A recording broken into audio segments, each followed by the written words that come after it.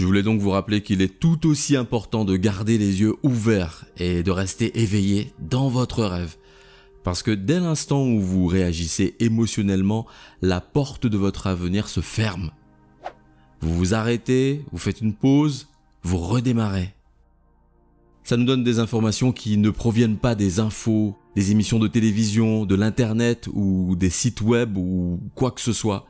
À l'heure actuelle, personne ne peut nous dire ce qu'il faut faire pour nous sauver, vous ou moi. Nous devons trouver ces réponses en nous-mêmes.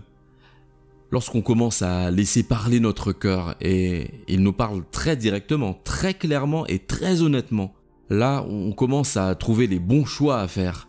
On devient moins dépendant du monde extérieur pour nous donner des informations et contrôler nos sentiments et nos pensées.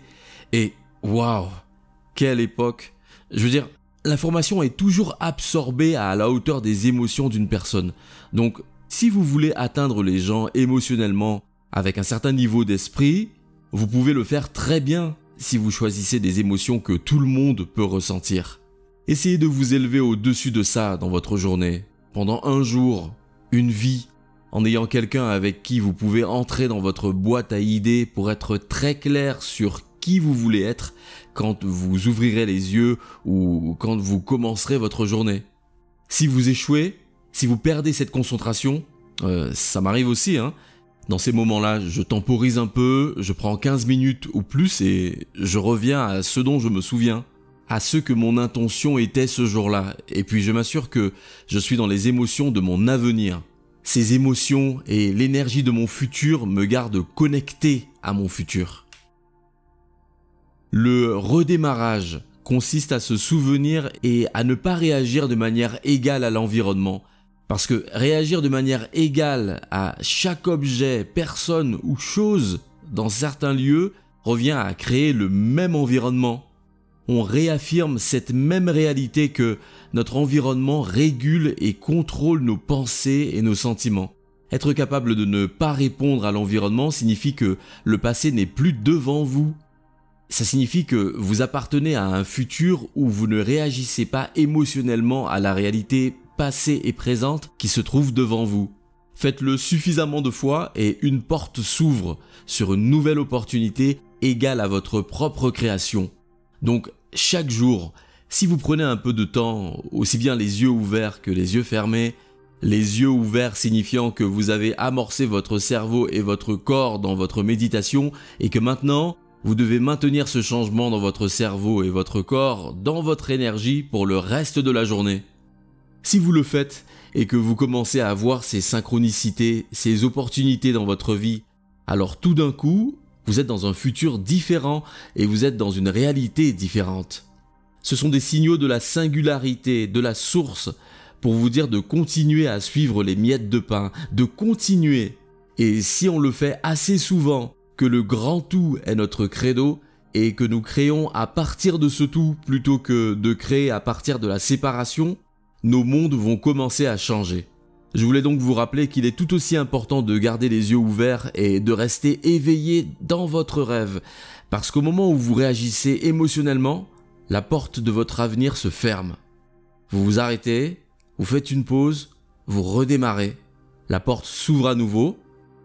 Être capable de maintenir cet état et de créer l'équilibre entre votre monde intérieur et votre monde extérieur devrait commencer à changer votre réalité personnelle. C'est ça qui est en jeu ici. Je vais m'arrêter là. Je vais avoir un peu de temps pour répondre aux questions de notre communauté. Alors merci de votre indulgence. Bonjour. J'ai écouté beaucoup de vos articles et j'ai remarqué que vous faites très souvent référence à la séparation, au manque, à l'amour, au rêve d'unité et de plénitude.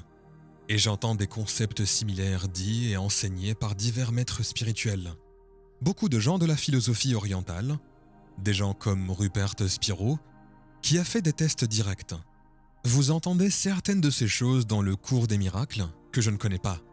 Si vous êtes familier avec ça, mais certains de ces chemins semblent dire que le monde physique, le monde matériel, est une illusion qui n'existe pas vraiment en dehors d'une unité ou d'une conscience non duelle, qu'ils appellent Dieu. Et je me demande, c'est difficile pour moi de réconcilier cela avec ce que nous savons de la science physique et certaines des choses dont vous parlez en termes de la neuroscience et de l'épigénétique et ce genre de choses. Voyez-vous une réconciliation entre les vues spirituelles et le genre de science dont vous parlez? Ah, j'aime cette question, Francis. C'est une longue et profonde réflexion que vous avez eue. Je suis quelqu'un de très pragmatique et quand on se heurte à des défis assez importants dans nos vies et que nous ne pouvons pas trouver de réponse auprès de quelqu'un ou de quelque chose et que nous sommes livrés à nous-mêmes, je pense que c'est le moment où une autre partie de nous commence à se réveiller et où on commence à penser à soi-même et à sa propre vie. On commence à penser à ce qu'on sait, à ce qu'on ignore, à se poser des questions plus importantes. C'est un élément clé pour commencer à comprendre que la réalité va au-delà de nos sens. Si vous êtes capable de faire quelque chose d'inhabituel ou de surnaturel, ou si vous avez cru en vous, que vous avez fait tous les efforts et avez pris la décision de changer votre vie, et que vous vous souvenez du moment où vous avez pris cette décision, ça vous a changé pour toujours, et votre vie a changé grâce à ça. Vous savez, vous étudiez une cellule, ou une série de cellules qui se blessent, ou une blessure qui crée une réaction à l'histamine, et vous voyez toutes ces substances chimiques différentes arriver dans une zone, eh ben, la façon dont cela est décrit dans les manuels, du moins quand j'étais à l'université, c'était une vision très mécaniste, comme si une molécule était arrivée là à cause de la charge, et puis que tout d'un coup, c'est devenu une sorte de vision, comme si on mettait une clé dans la serrure pour faire tourner la cellule et l'ouvrir. Toutes ces choses-là sont des modèles. Mais moi, je peux vous dire comment les choses sont en réalité. Après ma propre blessure, quand j'ai commencé à regarder très profondément, ce n'était pas du tout un modèle mécaniste. C'était très vivaliste. Il y a de l'énergie, il y a un autre ingrédient que vous ne pouvez pas voir. Vous pouvez seulement mesurer les effets dans une causalité découlant de l'énergie. Donc, quand on retourne la situation et qu'on dit que l'énergie influence la matière, le champ crée la matière. Ce n'est pas la matière qui émet le champ. Alors on commence à se demander, ok, c'est quoi ce champ?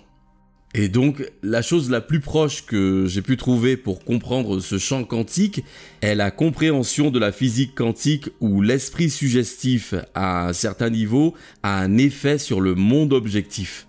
Si vous êtes une identité locale dans l'espace et le temps, et que vous cherchez un électron et que vous le mesurez, il s'effondre d'une onde à une particule, qui s'effondre en une fonction d'onde. C'est un événement quantique.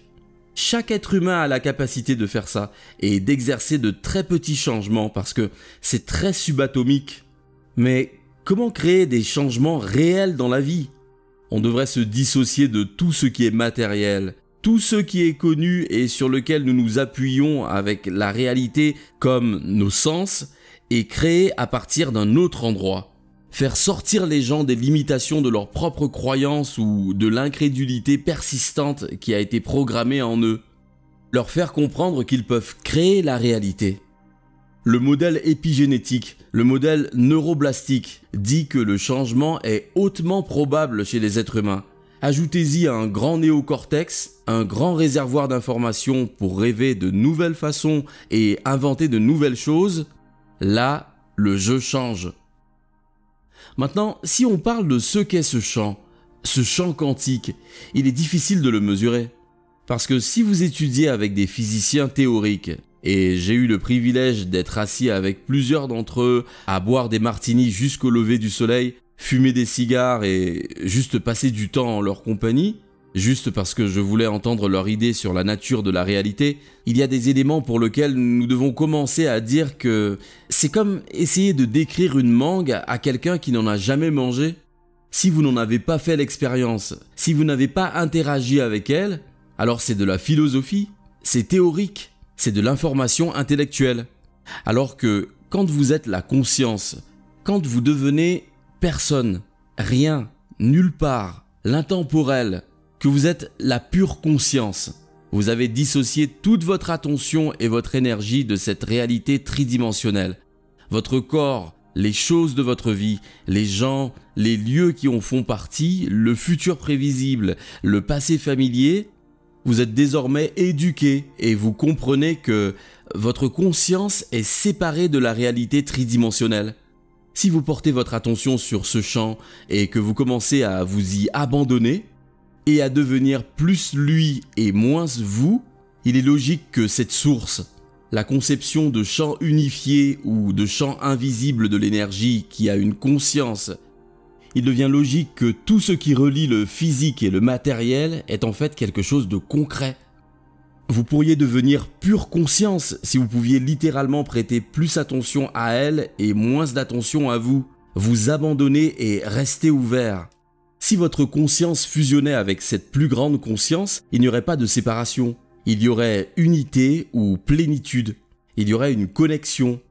L'excitation que nous voyons, par exemple quand les gens touchent le gros lot, quand ils atteignent ce moment dans leurs scans cérébraux, la quantité de cohérence qui prend place dans leur cerveau, la quantité d'énergie qui prend place, le changement dramatique dans le système nerveux autonome qui se produit, les zones autour des parties latentes du cerveau qui deviennent activées à l'information, qui sont augmentées et stimulées, signifie que la personne accède à l'information biologiquement, non plus par ses sens, mais par le champ.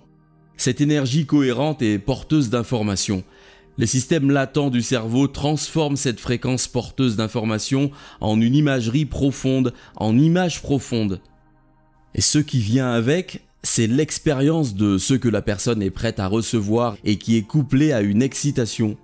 Cette excitation est un réveil. C'est un réveil par cette énergie qui est plus ordonnée, plus cohérente dans le cerveau et le corps qui la traite. Le sentiment que beaucoup de gens décrivent est ce sentiment de connexion, de béatitude, de plénitude, un sentiment indescriptible d'extase qui leur fait sentir comme s'ils se souvenaient tout d'un coup d'une partie d'eux-mêmes qu'ils avaient oubliée. Ils se sentent entre le familier et le non familier. Ils ont goûté la mangue. Ils ont goûté l'unicité. Quand votre conscience est fusionnée avec une plus grande conscience, alors il n'y a pas de séparation. Nous avons vécu assez longtemps cette séparation qui crée la dualité ou le manque dans ce monde tridimensionnel. Mais imaginez que ce sentiment que vous ressentez, qui ne vient pas d'une voiture de sport ou d'une émission de télévision, ni d'une séance de shopping ou de quoi que ce soit que les gens font pour essayer de faire disparaître la sensation de vide intérieur ou de manque, de séparation. Imaginez que ce sentiment vient de l'intérieur de vous. Ça ne vient pas d'ailleurs, mais de vous. Le jeu change à partir de ce moment-là, parce que vous réalisez que ça vit certainement à l'intérieur de vous, que c'est certainement vrai.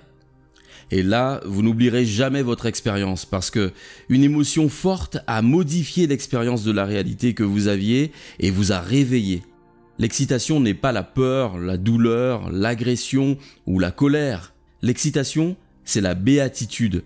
C'est le moment où une personne ressent la connexion.